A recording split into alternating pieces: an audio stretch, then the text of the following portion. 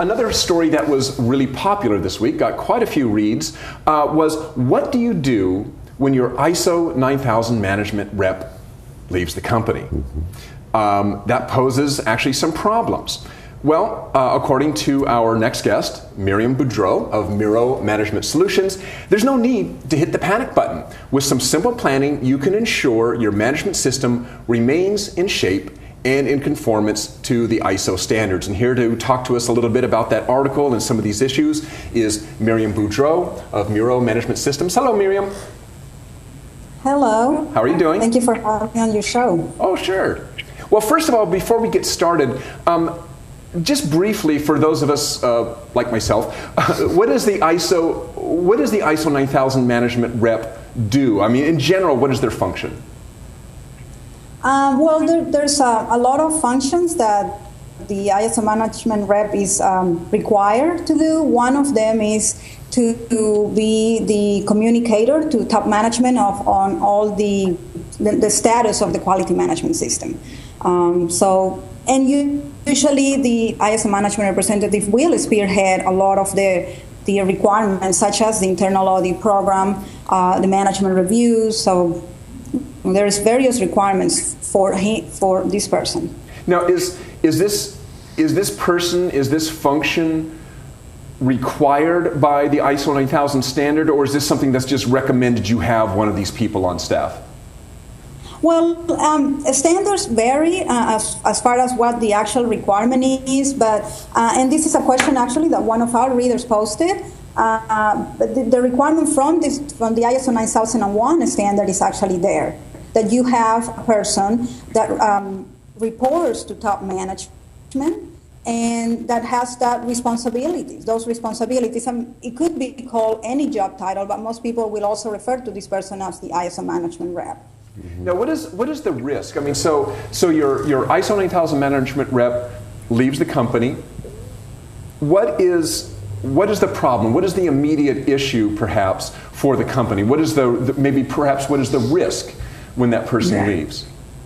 Well, the risk starts when the management system was built as an ISO-centric, is what I call, where everything revolves around the ISO management rep, and nothing can be done or seen without the ISO management rep presence.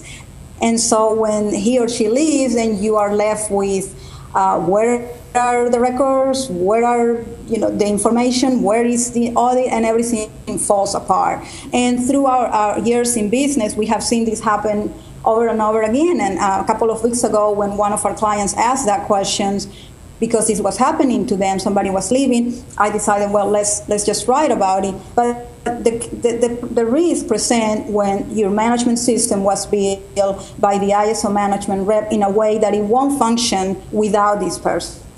When you build a management system that is very decentralized, where everybody pitches in, where everybody has a role, then that shouldn't happen. Well, Miriam, let me jump in here because I like that you mentioned the decentralization of that, and you mentioned that Miro is a technology company. Dirk mentioned that as well. So talk to me a little bit about how the technology really helps with the decentralization in terms of software, for instance. I know that certainly many of our viewers out there still have paper-based systems in many cases. So talk a little bit about the advantages of using technology and some software to move that process forward within an organization. Yeah, certainly. I mean, historically, or 10, 20 years ago, you will have companies where, for example, the quality manual will be issued in a binder base. So you will have maybe 2 or 3 copies being distributed to some managers. So right there you have lack of information dissemination because you only have a few people who were provided with that information.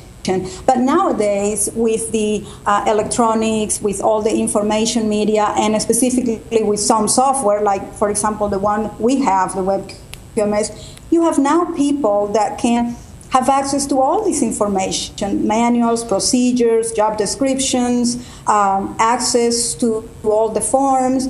And so it makes it much easier for your management system to be decentralized. And so that way you don't have to call a management rep and ask, where was our last internal audit results, or where is our last management review action items or meeting minutes, but rather everybody's able to go and find this information. So it helps a lot, and also our new generation is much more used to computers and dealing with electronic forms, so it makes it for if a system has been implemented correctly using electronic tools, then it actually will make it a much more decentralized system, one that can be sustained even when one person leaves the company.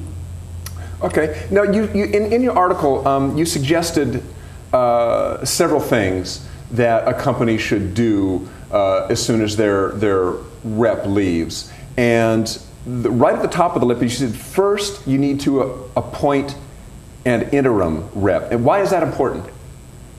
Well, that's just like a minor formality. For example, you have the registrar who, if they need to schedule your next external audit, they will contact this management rep, and so you want to have a good email to go to, right? Because there could be some delays if you don't have this email going to the right person. And depending on, again, on whether your system is centralized or decentralized, people could be waiting on the management rep to approve corrective actions, and since he or she is not there, nobody will know who this will go to. So that's something that you want to keep in mind. So it's kind of a communication issue. That's correct. Okay. I mean, well, I don't know, depending on what controls the company has to make sure that this email is not going to forward to somebody else, and there's a lot of elements. But so it's a good I guess, control to just go ahead and assign somebody to replace, for the time being. Okay. Now, your other suggestion is that they should also contact the registrar. Now, what is the registrar interested in? Why? Kind of explain to us why you're contacting the registrar and kind of what the registrar's response might be, or are you asking for help from the registrar? I mean, what's part of that? Oh yeah, well that's a good point, because what I said was that depending on whether your system it was driven very much by your ISO management rep, if you have an impending external audit and now you have no idea where you are in terms of the internal audits, the management reviews, and just where your corrective preventive actions are, you might not have enough time to get all this in place before your registrar comes in. So it's a very good idea to contact them and make sure they work with you, so that they know that you're changing, and maybe they will give you some extra time if it's possible. It all depends on what stage is your management system. And I know for some people this might seem like a trivial fact, that the management system needs to always be ready, but you will be surprised how many companies don't know what's happening, and that it is all revolves around this management rep. Okay, now those were a couple of things that jumped out to my mind, was the appointing an interim rep and notifying your registrar. What's maybe another key thing that you need to do as soon as you find out that your ISO 9000 management rep is leaving the company? Definitely your internal audit program. That I see a lot of people just letting that go, and sometimes it's because you don't have somebody to run it. And the best thing that I recommend is get a consultant with an auditing team. And even though that means spending some extra money that you may not have been spending before, in the long run, you don't want your internal audit program to not happen. If you do that, you risk your certificate, because when the registrar comes, if you haven't done that, then of course that's going to be a problem. But you want to make sure that people know that there's still somebody that is being held accountable, that you want everybody to continue to follow the procedures, the guidelines of the management system. So it is important that you continue your audit program, and whether you have people in-house that can do it or whether you bring somebody, that's something you don't want to leave to chance. Okay, well, Miriam, thank you for joining us today and giving us some great information and pointers on what to do if your ISO 9000 management rep leaves the company. That's right. So again, this was Miriam Boudreaux, president of Boudreaux Management Solutions. Miriam, thank you very much for joining us. Well, thank you for having me on your show again. Thank you. Bye-bye. Thank you, Miriam. Great stuff. Thank you, Dirk, and thank you, Miriam, of course, for joining us there. And good stuff. You know, I think that Miriam is one of our more well-read, consistently one of our more well-read columnists, and I think it always is interesting to hear her perspective. She had another great article a couple of weeks back, or maybe a month or so back, about phoning a friend.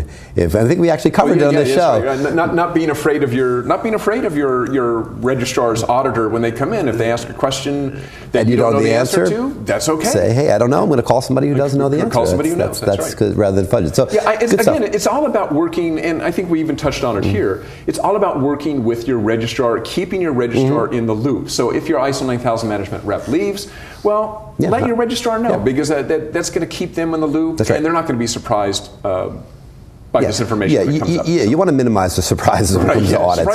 You want to have that open line of communication. Great. All right, great. Thanks, Dirk. Thanks, Miriam, again. Okay. Well,